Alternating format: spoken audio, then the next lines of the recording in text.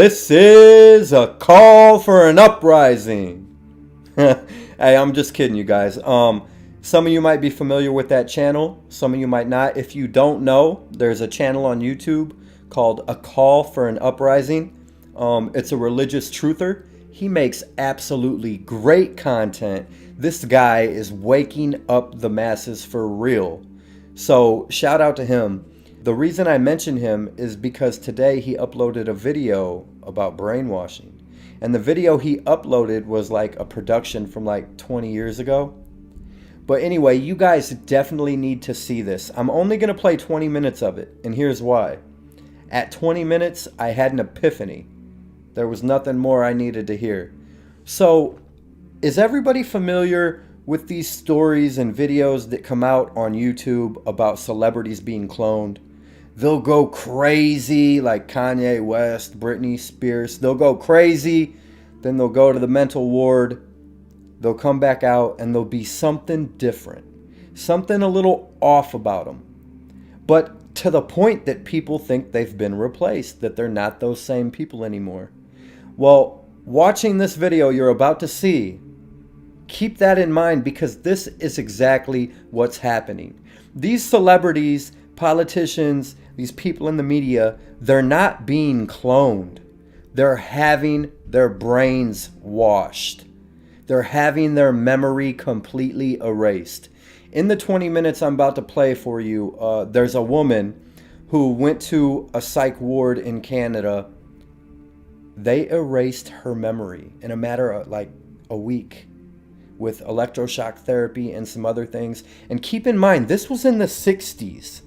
This woman's interview that you're about to see, she went into the insane asylum with her guitar and left 2 kids behind at home. When she got out, she couldn't play the guitar and didn't know she had children. They completely erased her memory with electroshock therapy. And this was over 70 years ago or 50 years ago. Imagine what they're doing now with the technology we have now and the science that we have now. So all these celebrities that we think are being cloned or people in the media being cloned, it's for sure MK Ultra brainwashing. They are literally, if you listen to this woman's story, she went in, one person, and came out with no memory of who she was before. A completely new person. They programmed a new personality into her and everything. So I'm going to let 20 minutes play, but from now on, when you watch YouTube and you see a video about celebrity clones or political clones or media clones, they're not clones. They've had their minds washed, probably with electroshock therapy or some new form of lobotomy. And they've literally put new personalities into these people's minds. This is what's going on. I hope you guys enjoy the video. Stay awake. Share this video. Wake people up because all we got is each other. And I feel like we don't have much more time on these platforms. It won't be long until channels like mine don't exist at all. So wake up as many people as you can. John X Army, I'm out. Tremendous shock. As the Fifth Estate was first to report in 1984, the work that Dr. Ewan Cameron oversaw at his Montreal clinic was shocking. Now the story of Cameron's experiments and the victims' struggle for justice have been made into a riveting movie to be broadcast on CBC television this Sunday and Monday nights. For the victims of the sleep room, the horror has never really ended. Even if you don't know the history of the Allen Memorial Institute in Montreal, it looks like a natural setting for a movie. A horror movie, maybe. But then, the truth about what happened to hundreds of psychiatric patients there a long time ago is a horror story. Okay, so we're en route, guys. A piece of Leon. And now, it has become a movie. A dramatized account of a bleak chapter in the history of Canadian psychiatry, produced by a former Fifth Estate documentary maker, Bernard Zuckerman. Literally could not make change for $1. The central character in the TV movie is a world-renowned psychiatrist at the Allen in the early 60s. His name was Dr. Ewan Cameron. Dr. Cameron. It's the classic story of good turning to evil in its most simplistic terms. I mean, Dr. Cameron started off as someone who was probably one of the most enlightened psychiatrists in the country. But then something happened. And whatever happened, suddenly here is this enlightened doctor, this noble doctor, who begins doing more and more and more bizarre experiments on his patients to the point where he is destroying the minds of hundreds of people. These are the days, and ours are the occasions. Inspired by the exuberant post-war optimism in technology, Cameron thought he'd achieved a major scientific breakthrough: how to repair a damaged human mind. The media rejoiced, even coined a phrase which would become a tragically silly oxymoron: beneficial brainwashing.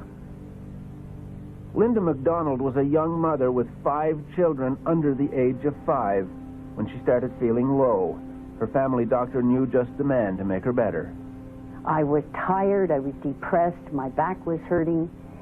And so he said to the children's father, why don't you go to Montreal and visit this Dr. Ewan Cameron, this famous man who has all of these accolades, and have an assessment. So we went. My medical file even says that I took my guitar with me. And that was the end of my life. Within 3 weeks, Dr. Cameron decided to call me an acute schizophrenic and ship me up to the sleep room. How long did they put you to sleep for? I was in a coma for 86 days. 86 days of unbroken comatose, sleep. Yeah. Total comatose state. The theory was simple: erase a disturbed mind and start all over again. One of Dr. Cameron's colleagues at the time was Dr. Peter Roper.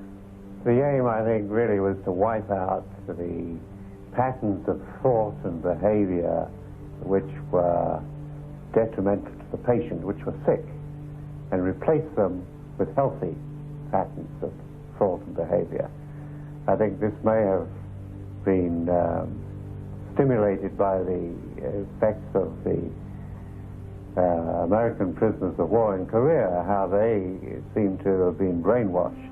The movie, called The Sleep Room, dramatizes one technique for brainwashing: extreme sessions of electroshock therapy, massive jolts of electricity 3 or 4 times a day for weeks. According to her hospital records, Linda MacDonald had 100 of these treatments. She entered hospital for treatment of what we can now guess was postpartum depression. Her records show the results of shock and radical drug therapy. May 15th shows some confusion. June 3rd knows her name, but that's about all. June 11th doesn't know her name. I had to be toilet trained. I was a vegetable. I had no identity, I had no memory, I'd never existed in the world before. Like a baby. Just like a baby that has to be toilet trained. She eventually went home, her depression gone, and her entire previous life gone with it. And this is one of the twins. That was in '62 before I went to the Allen. And this is the same one, I think. I just look at the pictures and I know who that is, who they are, but I don't remember them as my children at all. I mean, I know that they came from my body.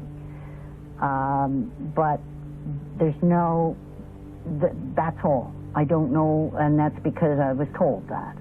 So these are my children. Robert Logie was little more than a child himself when he was referred to Dr. Cameron. He was 18. He had a sore leg. His doctor thought it was all in his head and sent him to the Allen. Like Linda MacDonald, he went through a nightmare of shock therapy and drugs, including LSD. Well, I was given LSD about every second day and injected. And sometimes it was mixed with sodium amytal and other drugs. Idiot Part 1 on 1, take 2. Yep. Most of the drugs were experimental, but seemed suitable for brainwashing, or as Cameron preferred to call it, de-patterning. Then, during the long sleep, the patient would be forced to listen to subliminal messages that were supposed to print new, sometimes bizarre thoughts on his blank mind. I was aware of the speaker under my pillow. I was aware of the words. Which were, You killed your mother. you killed your mother, Yeah. who was alive and well. It was alive and well. And, Over and over again, this voice is saying, well, like I say, it takes about 2 seconds to say that message. And this was going on for 23 days. And when I went home, after being there, and when I went home, my mother was there, and why was she there? And it didn't make any sense. So what was going on here? Dr. Ewan Cameron was at one point head of the World Psychiatric Association and is still admired by some of his former colleagues. Dr. Peter Roper. What is the possibility that we had a good, well-motivated man whose ego and ambition took charge of his professionalism and led him into some fairly dark places? Well, I would put that chance as pretty slight. I think it's more likely that if he'd been around to defend himself when this story came out, we'd have a totally different picture of it. What would he say? Put yourself in his shoes. What would he say? I think he'd say, look, I treated these patients to the best of my ability. I didn't get all of them well, but most of them I got better than they were. A travesty, I agree. But in the movie, Dr. Cameron will not come off so well. They're your patients. John X. Army, signing out from the belly of the beast.